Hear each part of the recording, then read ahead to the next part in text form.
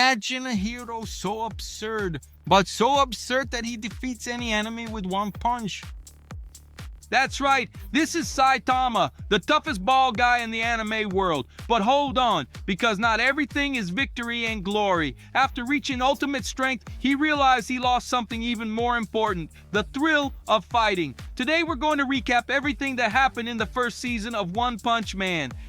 It all starts with a completely ordinary guy, unemployed, shameless, and with a look of having given up on life.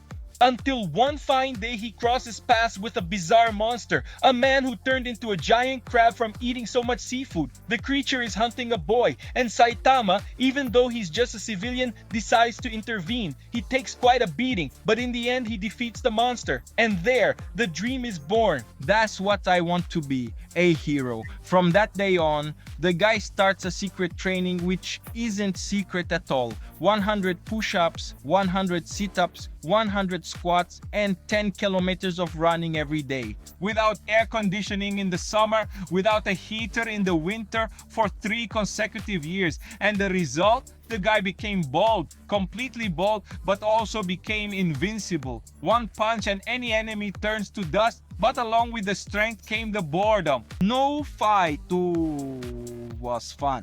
After that, monsters start popping up everywhere. First, a giant from a laboratory that destroys buildings as if they were toys. Saitama tells him to put on some pants, and in seconds, he was gone. Wiped out. Then an army of underground creatures appears, declaring war on humanity. Saitama even dreams that he found worthy enemies, but when he wakes up it's also easy that it loses its charm. Each victory shows the same. He is unbeatable, but he's completely bored. Being a hero is not quite what he imagined. One day, in the middle of another commotion, Saitama crosses paths with a cyborg named Genos. The guy is facing Mosquito Girl, a crazy villain who commands swarms of mosquitoes. Genos gives it his all, literally, but is mercilessly defeated. Then Saitama arrives. The big mosquito mocks him and gets slapped so hard it turns into ketchup splattered across the building. Genos is in shock and immediately asks to become Saitama's disciple. We shall and somewhat impatiently, he accepts. And thus the most unlikely duo in anime is born. The master in flip-flops and the robot student who takes notes on everything. Soon after we meet the Hero Association, which is like the official HR for heroes. They register who can act professionally and divide the guys by class. Class C, the newcomers, they're the weakest. Then we have Class B, the average heroes. Class A, the strong and well-known. And we have Class S, the elite, the monsters of strength. Saitama discovers that because he is not registered, no one recognizes him. So he and Genos sign up to become official heroes. Genos aces the test and goes straight into Class S.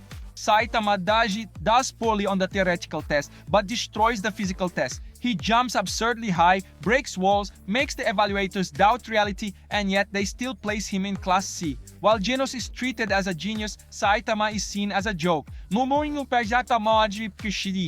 And to make matters worse, in Class C he needs to go out every day to complete missions, otherwise he loses his license. In one of these hunts he encounters Sonic again, an arrogant ninja who only wants to prove he is stronger than Saitama.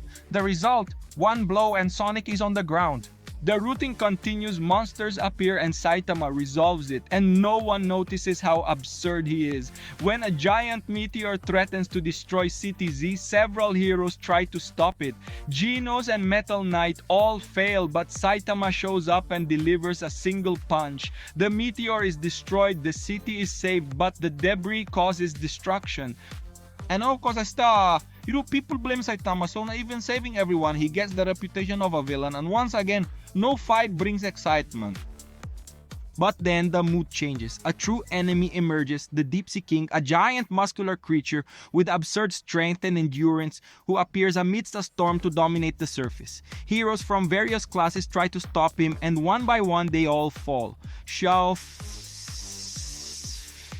The creature defeats Class A warriors with ease and becomes even stronger with the rain.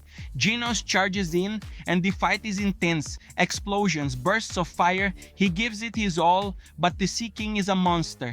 Genos ends up destroyed, falling before the terrified crowd. Even the unlicensed knight tries to hold off the villain, even knowing he has no chance. if any. His courage inspires everyone, but he almost loses his life trying. When all seems lost, Saitama appears. And this is where the first part of our story ends. The strongest bald man in the world will face his greatest challenge yet, the feared king of the deep sea.